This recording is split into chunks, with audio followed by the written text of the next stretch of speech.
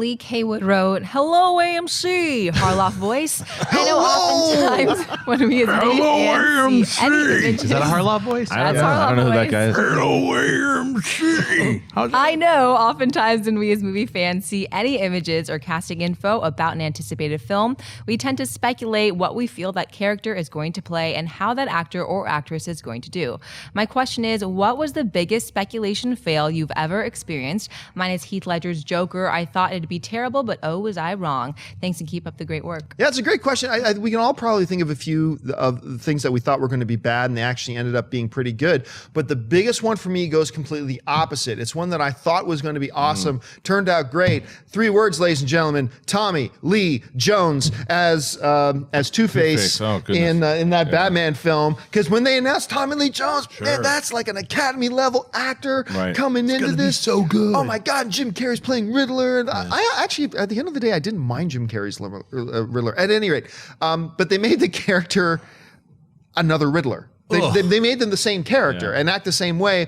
And Tommy Lee, that's not something Tommy Lee Jones is really geared up to do. He got so jacked in that movie. That movie's such a big stinking pile of garbage. Batman Forever. Like, try watching it again. Like, I'm not talking about your memories of it. I'm try actually sitting down and watching it right now, because I did. But even it is like twice as good as the one that came after it. Yeah, no, it's better than Batman and Robin, but not by much. It's like, but yeah, for me, it's the big potential. What I was expecting from the casting fail for me was I was expecting great things out of Tom Lee Jones for that one, so that one's mine. What do you think, Christian? For me, I'm going to go a little different here, because a guy that I just consistently, because of his behind the camera antics, I was just great. Now he's going to be in a World War II movie. He's going to ruin it, and that's Shia LaBeouf in Fury. He was the best part of that movie, hands down.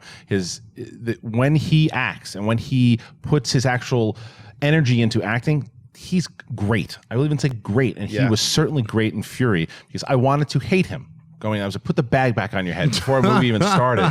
But then it started, and I was just telling myself to shut up, because the guy really put in a great performance there. And what was the name of that smaller indie film Shia did last year? What's the name of the character? Danny Buttersworth. Or something. I was trying to remember the name of the character, and it was awesome. It was a great film. He was so good in that. Exactly. That's the same thing. It was like, Shia LaBeouf's in it. I don't know. And then we saw it, and it was like, whoa, what a great film. Unexpected. For me, sticking in the superhero genre, I'll go to Michael Keaton. Everyone was popping off Mr. Mom, Beetlejuice. I mean, you're ruining my Batman. The movie comes out, all of a sudden he is Batman. And then they really wanted him back for Batman Returns. He did another great job. So, I mean, like the whole thing with like, could Nicolas Cage been Superman? We'll never know. I thought it was an inspired casting. We're always going to get different characters playing these roles.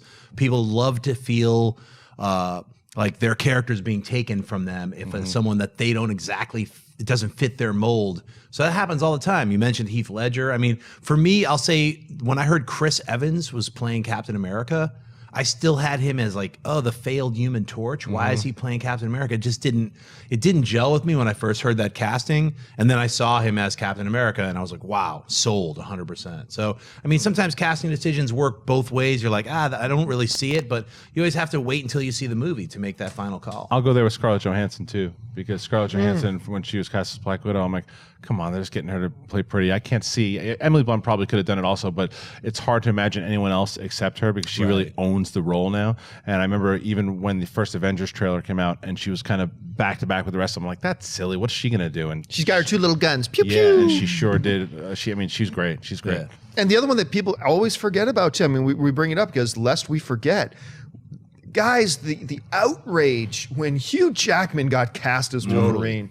Everybody was so pissed, so mad. What, this Aussie Broadway guy? Are you kidding? And now we can't even imagine. And it's even the opposite. Like, for Batman, Michael Keaton was like a lot shorter. Hugh Jackman, way taller. Right. Wolverine's supposed to be tiny. Everyone was so angry about that. He should be played by Danzig. It's like, right. remember that? Yeah, everyone was saying that, and people were dead serious.